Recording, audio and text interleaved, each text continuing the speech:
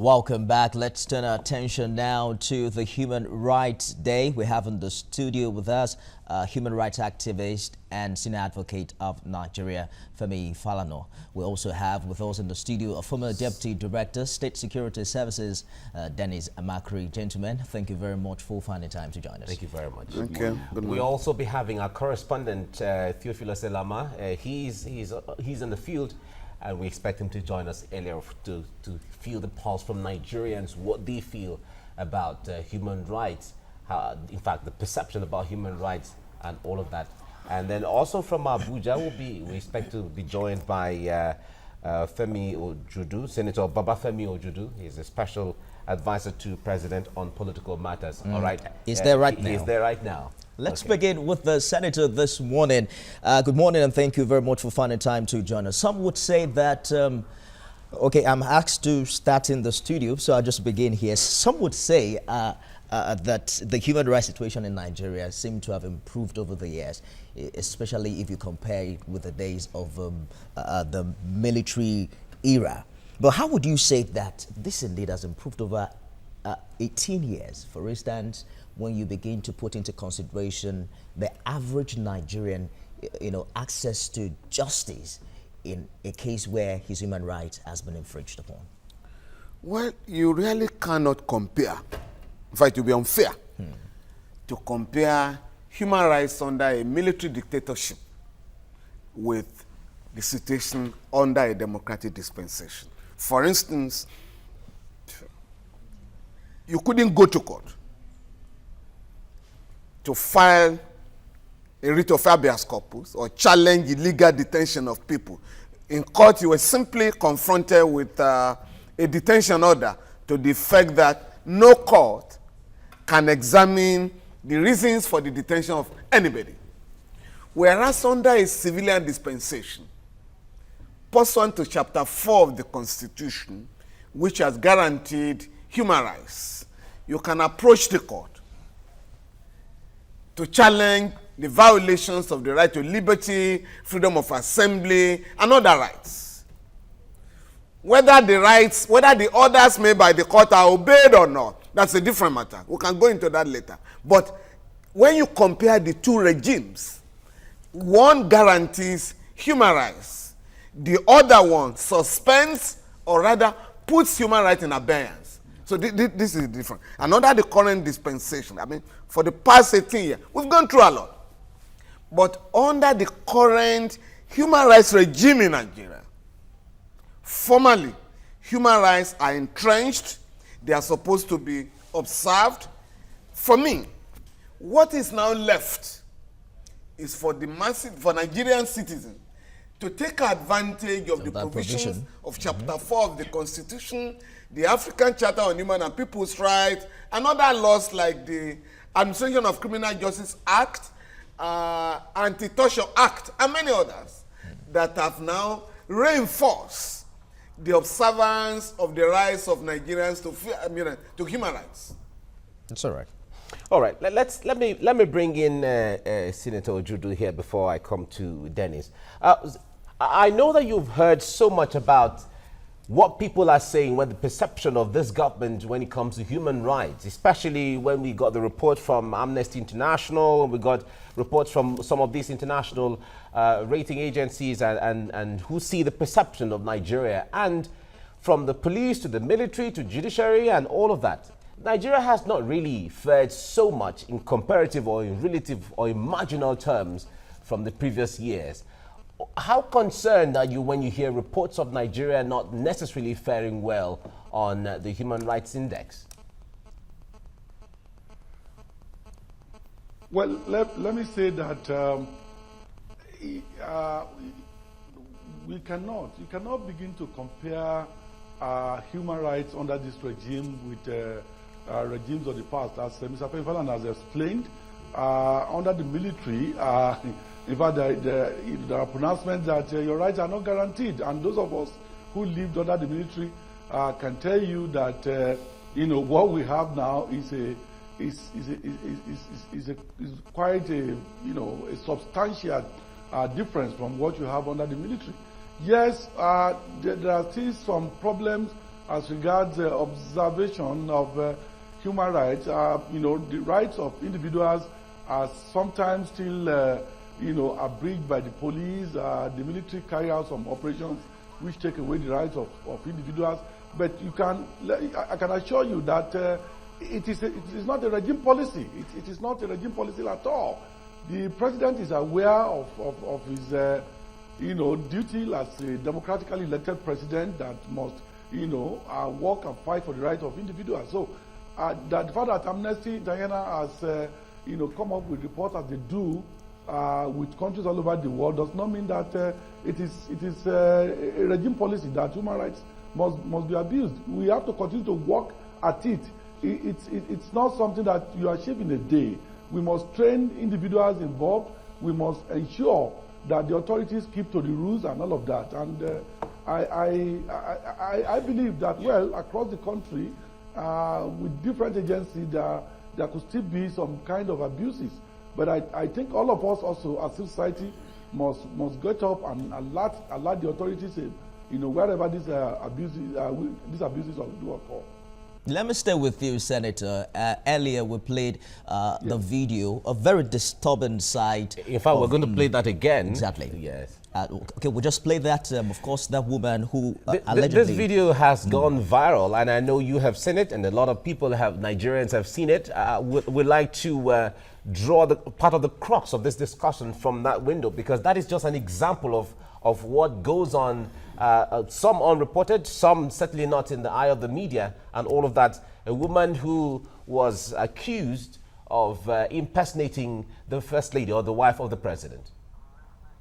You will not do that to me. You will not do that to me. You will not do that to me. You will not do that to me. You will not do that to me. You will not do that to me.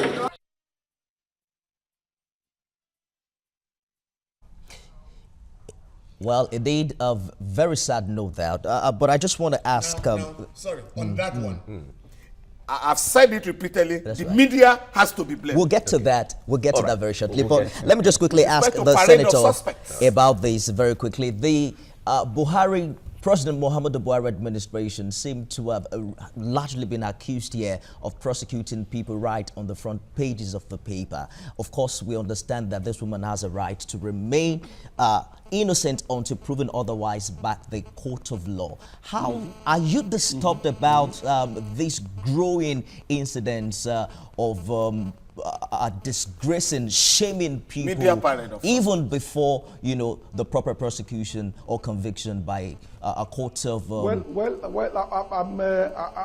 not a supporter of a parade of criminals or alleged criminals, but what I can say is that all over the world, in policing, mugshots of alleged criminals are taken and shown to the rest of to the country.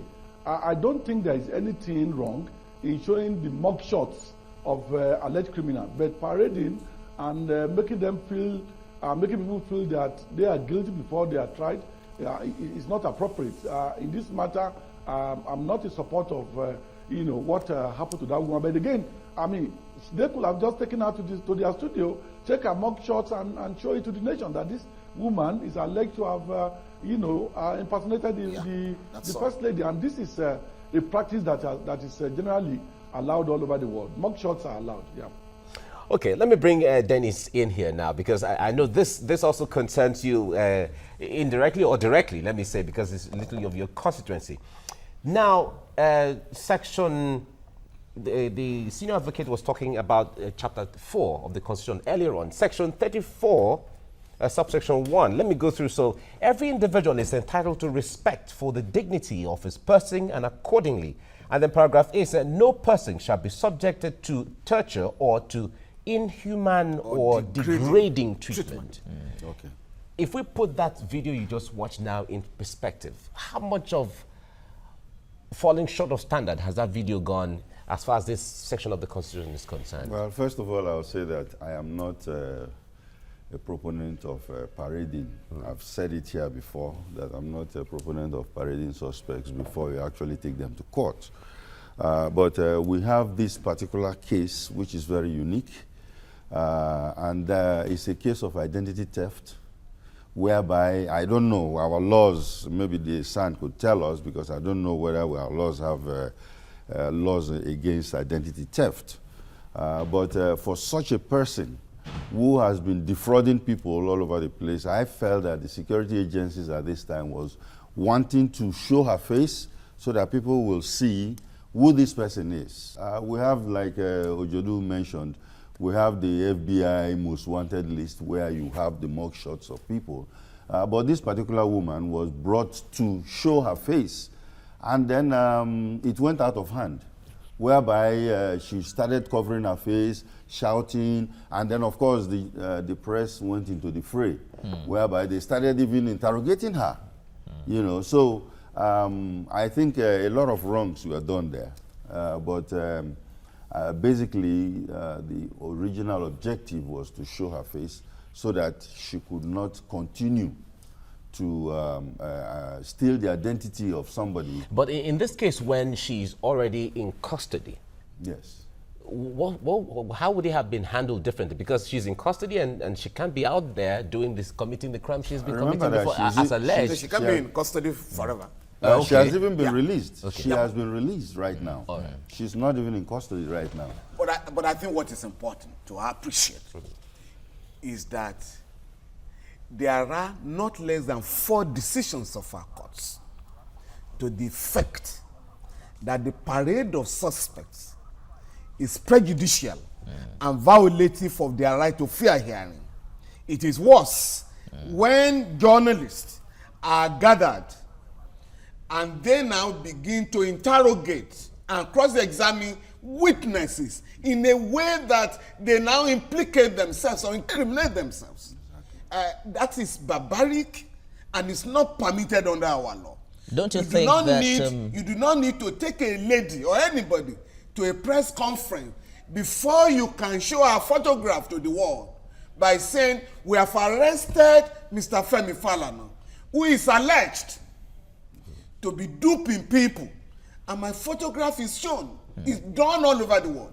But the moment you call the press, oh, these guys are armed robbers, and they have been beaten to stupor with blood almost gushing out of their eyes. You now ask the media, the police will tell the story, or the director of the SSN will tell the story. This is the man who has been doing this, who has been doing that. Then the media will take it from there.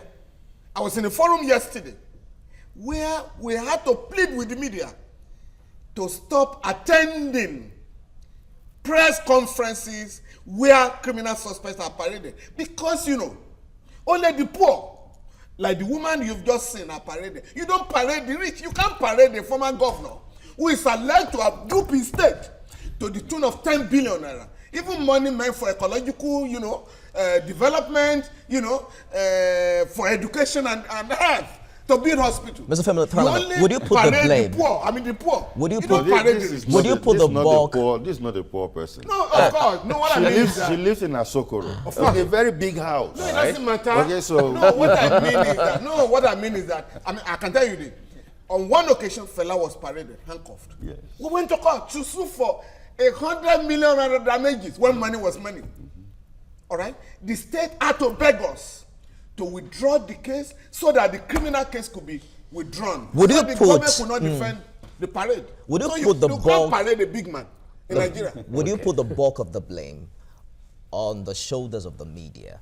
No, Or- no, no. but- The state because- and the media, both. Okay. But once we agree now, from what we have heard from the presidency, from the deputy director of state security service here, Former. that you do not, a former director, a deputy director, that you do not parade suspects to the extent of subjecting them to cross-examination by the media or anybody.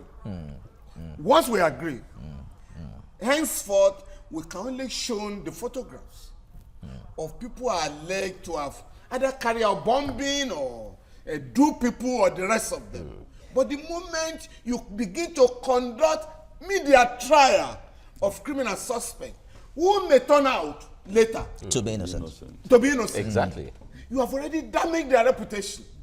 You've destroyed their right to fair hearing, which is there is a standard, a right that has been guaranteed by the Constitution. So let us all agree that we have a duty, the media, the members of the public, the security agencies, to respect all the rights in Chapter 4 of the Constitution. More so, where the courts have made pronouncements on them and the state has not appealed. I mean, take the question of demonstrations. I'm sure you have seen the ongoing demonstrations in France. Exactly. Right?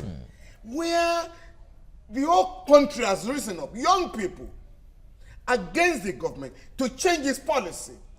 Nobody has been shot dead by the police. You can see what it takes the police to contain the riot or, the protest. Nobody has been killed. Here, you are being told by soldiers who have nothing to do with control of rallies under the Constitution. So, we have no rubber bullet. We are going to be shooting people. And we're shooting them dead. You cannot do that under a democratic dispensation. Okay. We'll come back to this to dwell more. Let's go on a break briefly to take some messages and then we'll be back. Stay with us on TVC Breakfast.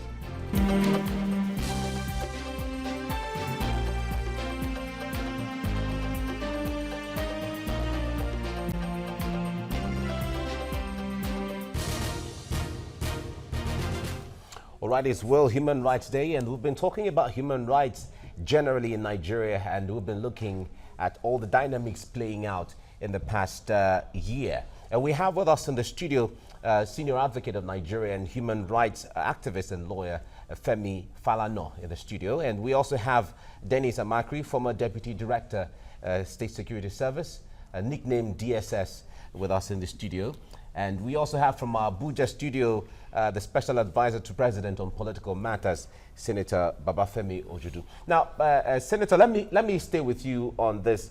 Now, when it comes to the human rights for the 2018, there has been several reports that indicted the government. We remember the reports from the United States saying that Nigeria is not necessarily faring well, or Nigeria has not fared well in human rights. We remember the FSAS, where Nigerians had to call on the government to, in fact, there was this hashtag change SARS, and reform SARS and so on. And if you put all of this together, just not long ago, Shiites movement had some demonstrations, and a few persons were killed from that. That stems from what the senior advocate was saying earlier on. Now, when we put all of these things together, it still takes us back to the table of the government. How concerned is the government when it comes to all of these issues that dent the human rights record of Nigeria? Well, I mean, as I said earlier on, these abuses are not directed as a matter of policy. It is not a state policy that these things should happen. I think there are issues that have to do with processes, and as we go along, Senator, certainly, men, policemen, yes, Senator Judu, certainly they can't. Nobody expects them to be a policy of government, but when the government fails to uphold the standard, because all of these things happening is a shortfall rather. It's a shortfall of the standard of the procedure of government. Yes. I can't hear him again. Okay, go ahead. Go ahead. You were saying something. Now, what I'm saying is that why I agree all of us should be concerned. We should rather be talking about the processes within our policing system, and then, of course, demand for the training of individuals that are involved in enforcing our laws. As Mr. Femfalan has said, all of us watch the processes, by which, protesters were managed in France or have been managed in France. It is about, processes, education of the individuals who are involved. The president himself is concerned about these things, and they are calling on those who are atop those organizations, to further enforce the rules and the laws guiding management of this kind of confrontation between the police and individuals and group of people who are either, who are protesting. And I think all of us, the civil rights community, should begin to think of direct attention at training and retraining of our agents and law and order enforcers. You cannot go ahead and be blaming the government or blaming President Buhari for infringement of rights. I mean, in almost all countries of the world. Yeah, but Senator, if we don't, government has the responsibility of upholding the law, the rule of law, the Constitution has all of these specifications. If the government is not upholding them and not enforcing them, who else do we blame? What I'm saying is this. What I'm saying is nobody go out and blame Trump for policemen who are killing blacks in America. Rather, you look at those policemen at overreaching their band, and you get them arrested and get them tried for overreaching their band. You then say that, look, if a policeman kills a black man in Mississippi, you don't go and blame Donald Trump in Washington, D.C.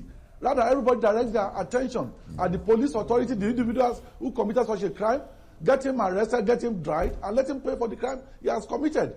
But here, when there is an infringement of the right of an individual by a police officer and army officer, then you already, you are blaming the president who is in Abuja, who cannot see that, who cannot see to the enforcement of the right of individuals across the country. There is no policy of government saying that this right should be abused. It's all right. But we are saying there are deficiencies in the processes of ensuring that we keep law and order. All right. Let us insist that there must be a change in processes, that our enforcers are well trained and are well equipped to address these issues in the manner that is decent and that will not infringe on the rights of individuals. We'll be back with you very shortly, Senator. Let's bring in the lawyer in here. There are many people who are talking about the body language of Mr. President in the area of disobedience of court orders. There's the issue of Elsa Zaki that you represent, the former National Security Advisor, clamp down on protesters. How relevant really are these issues at such a time? Before I answer that question, let me correct this rather misleading impression. Okay. Which is that, the United States government has indicted Nigeria with respect to human rights. Please, don't let us insult ourselves. The United States government is not a promoter of human rights. Any country that can decide to go and invade another country and remove the head of state under what you call regime change and throw the whole world into problems, like you have in Libya or Iraq and Afghanistan, and please don't project such a country as a human rights country, or where children are being shot dead in schools and the government is unable to control the guns in the hands of all manners of people. Please, when we are discussing human rights, don't project America as a bastion of democracy or rule of law or human rights. Let us look at our own laws and judge our government as per their own commitments and under our law. So the implementation of and in this particular instance, yes, the senator is right. It is not a policy of government that people, policemen and other security agencies should engage in extrajudicial killings. But where people are killed illegally, as you had in Zaria, where 347 Nigerians were shot dead by an army general that said, people disturbed me, I was not allowed to move on the road. If you are disturbed from moving on the road, you call the police to clear the road. If possible, throw tear gas and remove nuisance on the road. But to now ask your boys to start shooting and killing people, government has to do something about that. And the government promised that we are going to prosecute. The Kaduna State government set up an inquiry, a judicial commission of inquiry, which recommended that all the soldiers involved in the massacre of the Shias be prosecuted. Nothing happened, and that was why last month 52 others were killed in Abuja. And the soldiers came out, the Nigerian army came out. We're moving equipment. And these guys stayed on the road. And so we have to clear them by killing 52 of them. So what has the government done? I think those are the issues. Yes, you cannot but have people who will go out of their way to violate the rights of others and thereby embarrass the government. But what has the government done? For instance, the Buhari administration set up a judicial commission of inquiry in response to the demand of the International Criminal Court, i.e., are you willing to deal with these violations, or you want us as ICC to send special prosecutor here? Because the ICC will come in when a state is unwilling or unable to remedy gross human rights violations. The government said, no, we are going to deal with it. And the government set up a commission, judicial commission of inquiry 2 years ago. The reports has not been released, not to talk of implementing the recommendation. I think these are the issues. But what is more important, the former director of State Security Service will agree here. All the damages awarded by courts regularly in Nigeria for violations of human rights are never paid by the government. The reason being that you will need the fiat of the Attorney General to garnish the accounts of the government to pay damages. So again, this is how impunity is promoted. It's a colonial law that says you cannot levy execution against the property of the government. You cannot garnish the account of the government without the permission of the Attorney General, who you have defeated in court, by the way. You are now going to beg him, please, I want to take the money awarded to me by the court. Can you be kind enough to allow me to garnish the account of the government? No Attorney General will do that. So when you have such official impunity and official connivance with respect to the violations of rights, where people are never brought to book, you cannot but blame the government for allowing this kind of situation. All right. Before we go to Abuja, Dennis, let me bring you in here.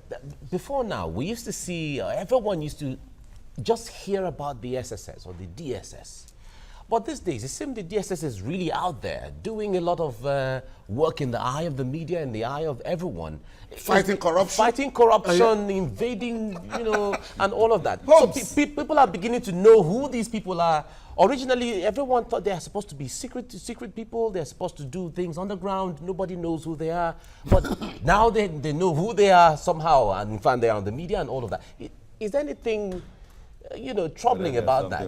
You have been in the system, and you know how it works. You have to realize that any organization which is Nigerian go through all this kind of problem.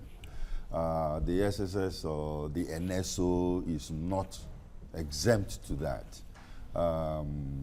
During the NSO days, you remember, and I'm sure the SAN is very, very much aware because he was in the forefront of that. And I was detained several times by the NSO and the SSS, including Mr. Babafimo by the Senator was detained too. Okay, and we grow, whereby you see over time, things have changed. And, especially the new leadership of the DSS right now is making sure that that deviation, is back.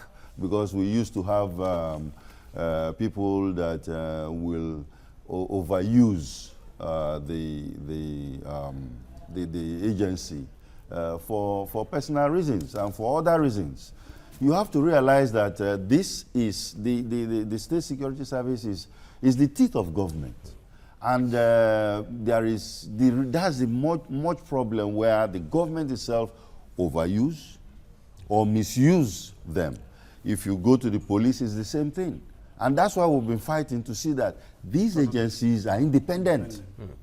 Let the allegiance be to the Constitution instead of being allegiant to a particular person, and I've mentioned it many times. So right now, I think they are trying to bring back themselves together, whereby they do their job incognito, according to the mandate they are given, which is the national, to protect the national interest, internal security of Nigeria. Okay. Senator Ojudi, it appears much of the violation we've discussed here today points to the poor value we have placed on human life in this part of the world. Section 23 of Chapter 4 of the Nigerian Constitution says every person has a right to life, and no one shall be deprived intentionally of his life. Of course, apparently this cannot be said to be the case in Nigeria today with the spate of killings. Earlier in the year, we had the Elders Farmers clash. There is the loss of lives as a result of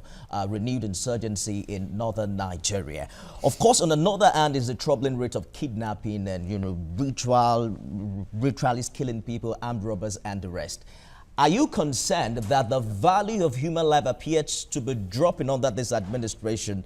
The lawyer earlier mentioned how hundreds of people were killed, and appears even till today they haven't gotten justice.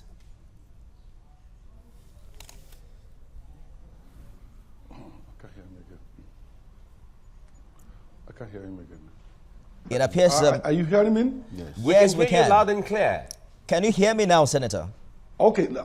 Yes, Well, I'm hearing you. Now, let me say this. I think, personally, I think there is something wrong with our policing system.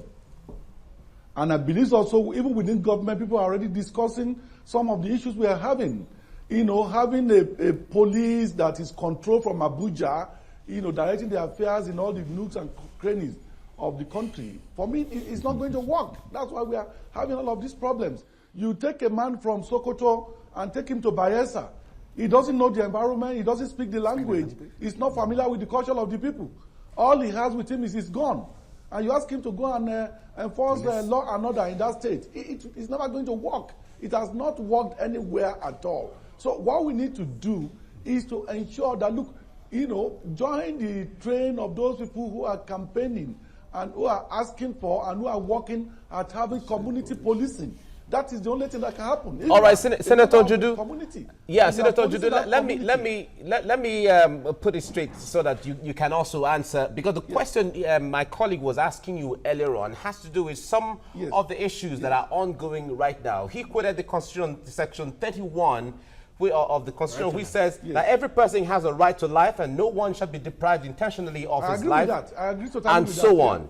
Right. Now we have heard and seen lots of killings. The senior advocate mentioned earlier on the military killing members of the Shiites who were just demonstrating. Even if they had violated the law, the procedures are there. Take them to court. Besides that, we've heard of FSAS and all of that. What is the government doing in that regard to ensure that anyone, whether it's the military or the police or the DSS, who have been high-handed one way or the other, who has been reckless or careless, will be punished one way or the other for justice for Nigerians? Yes, what I'm saying is that beyond, this thing about punishing those who have committed crimes, I'm saying that, look, let us look at the process of policing itself. Let's look at the fundamentals, which is that today we have a humongous police system that is controlled from a center in Abuja. The police is just one agency. This is not working, and this, Senator Judu, the police is just one agency. It is totally different from the GSS. It is totally different from the judiciary. It's totally different from the military and all of that. So if we put the police right, it doesn't put everything right. You are not accusing the judiciary of killing, right? No, certainly not. No, certainly not. We're looking at all the fragments, all the agencies that make. Yeah. The judiciary is a separate organ from the executive. Yes. So I'm not going to be sitting down here defending the judiciary. And you have Mr. Femi Falana there who has a lot to say about the judiciary. But what I'm saying is that unless and until we decentralize our policy system, we are going to be having all of these problems we are talking about. I've just given you an example of a situation whereby you have a policeman taken from Sokoto to Bayelsa. The man does not understand the language of the people there, neither does he understand the culture of the people. He doesn't know the people. All he has is his gun. And often, in many cases, when he's brought into Bayelsa, he's just dumped there without, accommodation. All right, Senator Judu. And this man is on the edge, he's asked to go and, All right, Senator Judu, you mentioned the police. So let me stay with you on the police. Let me stay with you on the police. We've heard the Vice President talk about the decentralization. In fact, he has said that they are in support of decentralizing the police and all of that. Police. Now, if the vice president makes a statement like that, it seems like the statement of government. It seems like the intent of government. It has weight of the law. Yes, it is. When it comes to the powers to do that, No, it not, is not, still, not, the, not, it the still law rests. yet, not the weight of the law yet. But however, everyone sees it as the government speaking. And when it comes to the powers to execute that decentralization, it is still the government that has the powers to do that. So when you say that we need to, look at the police and all of that, what is the government doing about that? What I'm saying is that let us identify what the problem is. Don't we know already? What the problem is, and we are working. We are working at solving the problem. That's what I'm saying. We are working at finding a solution to the problem.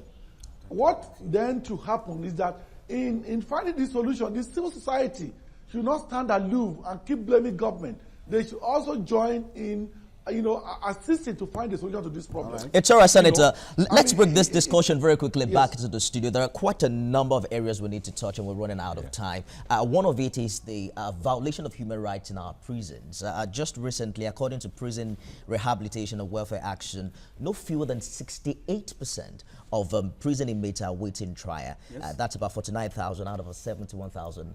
The figure is relevant as of February this year. Are we really learning? A country like Netherlands have their prisons being empty. I even learned recently that they are turning them about into 19 homes prisons for homeless and all of that. Are there lessons to learn from Dutch policies of focusing on rehabilitation? There's an electronic ankle monitor system. What are we doing in this regard? Before we go to prison congestion, I think I need to respond to the issue of the State Security Service. Okay.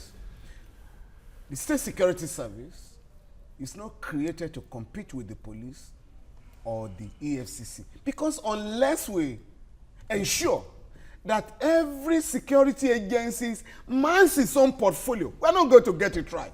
It is not the business of the SSS to engage in investigating corruption cases, which has nothing to do with the security of the country. If you find that people have engaged in murder, simple cases of murder, or duping people, or forgery, or corrupt practices, you direct them to relevant agencies of the government. But this business of, SSS is involved in investigating corruption cases, you are investigating murder, you even have a situation, right, where somebody was killed in Edo State. The police paraded some people and said it was a case of assassination. The State Security Service in Abuja paraded another set and said it was a case of armed robbery. It also happened in Ondo State. Now, when you have agents, even the army, in 36 out of 36 states today, the Nigerian army has taken over police duties, mounting police, roadblocks. They engage in election, monitoring of elections, and they also have what they call Operation Python, Operation Scorpion, and the rest of them, to arrest armed robbery suspect, kidnap suspect. What is the business of the army? With arresting people engaged in armed robbery, that is the business of the police. So unless everybody is made by the government to man its own area, we are not going to get it right. The other point, I agree. On prison congestion. We have prison mismanagement, not prison congestion. How many Nigerians are in prison? We have the least number of people in prison in the world compared with our population. I know countries in Africa that has about 100,000 people in prison. But how do you manage them? It is to ensure, again, that every state has its own prison, as was the case in the First Republic. Because 95% of the cases that take people to prison are state offenses. So, but you have a very distorted federal arrangement, where a state government that has made laws to put people behind bars are not involved in taking care of the prisons in the state. The military regime took over all the prisons and couldn't manage them. Now, we've inherited that structure and we're in trouble. Under the law, again, this is where we need to look at the laws that have been enacted to take care of these problems. Under the law now, nobody shall be sent to prison if you are a first offender. Okay. You should be given the opportunity either to be sentenced to community service and the rest of them. Now, people are arrested. But is that dependent on the degree of the offense? Of the offense, yeah. Okay. But today, people are still arrested for wandering. The law against the vagrancy law was abolished in 1989. People are still arrested by the police for wandering. Again, you don't arrest the rich man. You can't arrest a rich man for wandering. When a rich man goes around, running around to lose weight, you say he's taking a stroll. But if a poor man also tries to do that, you arrest him or her and take them to police station. If you cannot fulfill the police bail or whatever, you end up in prison. Which is supposed to be free, yeah? We have people who have no business in the prison, including children. So, and this has nothing to do with the government. And this is where I want to appeal to Nigerians. When your rights are violated, contact the National Human Rights Commission, the Legal Aid Council, the mediation centers in the states, the Office of the Public Defender, or the human rights community, so that people can challenge these violations. Our greatest problem is that people simply ask the Almighty God to punish those who are violating their rights. And that will not come very soon. And that's the day of judgment, you know. That is word from the senior advocate. If you have issues, certainly go to the He's saying that judgment day will not come any soon. Well, no, he said God will not come down to handle these things very soon, except the judgment day. Dennis, let me come to you on this. Now, the senior advocate was mentioning the issue of some of the responsibilities the DSS or the SSS carries out now and may not necessarily be seen as the primary responsibility or assignment of the DSS. Yes. Now, I was asking earlier on, they're supposed to be working on the ground. Now, when the police, for instance, or the military or the EFCC, when they're involved in their cases and they find that there is aspect of national security involved. Yes. How do you interface in that regard? Tell us how it works in well, the mandate of the SSS is very, very clear. All right. You know, they are to, prevent any crime or threat against internal security. Okay. And then of course you find out that some people tend to align to the SSS, and that is the worrying part. Now you have Dasuki under detention. To you believe that it's the SSS that is holding him. And why is that so?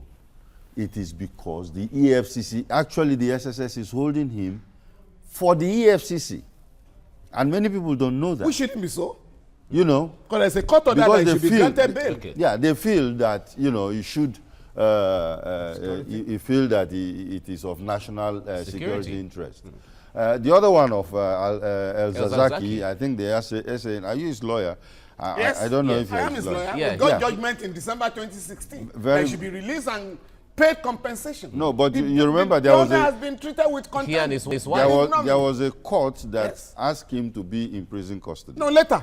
But the government has refused to pay that aspect of the order. Again, do you remember what he said when he was asked to be in prison custody? What did he say? He said he wants to be in SSS custody. No, nobody ever says. No, it is whether. No, nobody ever says that.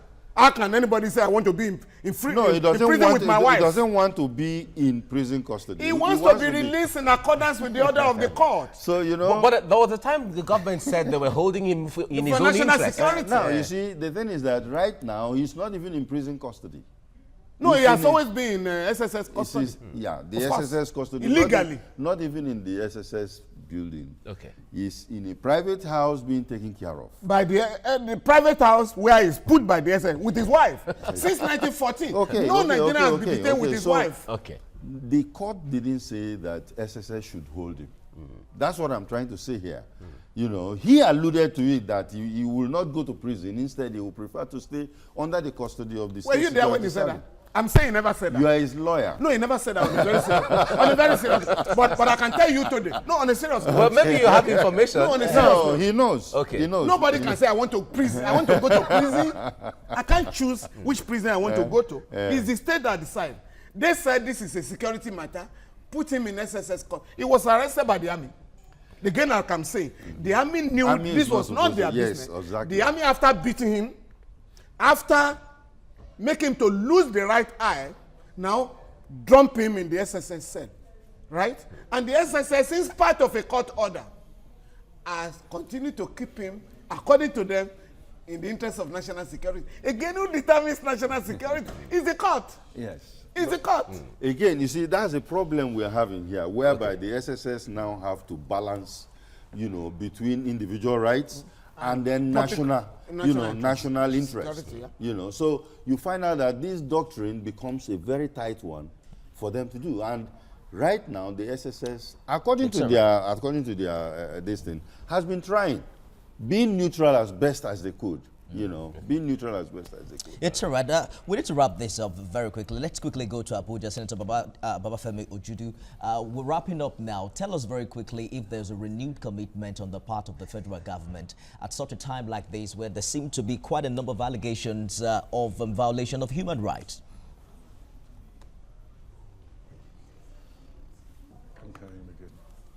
Can't get you. Can you hear me, Senator? Now. Can you hear me now? Okay. Now, yes, I'm hearing you now. Yes. Okay, I'm asking that, don't you think there is need for a renewed commitment on behalf of the federal government to protect human rights at such a time where there seems to be a huge number of complaints in that area? Yes, I can assure you that the government of President Buhari is committed to full human rights. You cannot quote him to say anything that abrogates the right of the people. And in fact, some people do come to us to say, look, why is the president not doing this? Why is he not arresting that? Why is he not locking people away? And the man said, look, no, this is a democracy. This is not a military regime. I'm not going to do that. Let these law enforcement agencies do their work. And let them observe the rights, of the people. So it's for him, the commitment is there. If you look at Buhari of today and compare to Buhari of 1984 or 1984, you will know that there is a big difference in that. In fact, people have been saying that, look, he has been too soft, he has been too gentle and all of that. And he said, look, no. If I'm elected by the people, based on the constitution of Nigeria, I must act according to the dictates of that constitution. It's all right. It's all right. It's Senator, to that. And that's why I keep saying that, yes. We still haven't recovered from the pronouncement that national security should supersede the rule of law. We must thank you, gentlemen, very kindly for joining us on the program today. Senator Babafemi Ojudu, Special Advisor to President Muhammadu Buhari on political matters, who joined us from our Abuja studio. And we also thank the Senior Advocate of Nigeria and human rights lawyer and activist, Femi Falana. Thank you so much for coming on the program. Thank you very much. Thank you. And former Deputy Director, SSS, nicknamed DSS, Dennis Amakri, thank you very much. This issue, whether it's SSS or DSS, has really been there. But you were here to clarify. You clarified it. Security service is what the law has created. That's what the law says. So the new DSS is just a nickname. Thank you, gentlemen. Thank you very much. Thank you so much. Very much. All right, just before we go, we need to let you know that the views and reaction of our resource persons on the topics discussed on the program earlier today are their views and have no connection with TVC. We need to let you know that. Thank you very much for spending your morning with us. Tomorrow, we'll be back again with other issues that concern you, Nigeria, Africa, and the world. Have a great day. I am Mike Okwacha. And I am Nifemi Oguntoye. The take-home for me is that we'll almost stand up for human rights and take advantage of the section of the Constitution. See you again tomorrow. Thank you. Thank you. Thank you.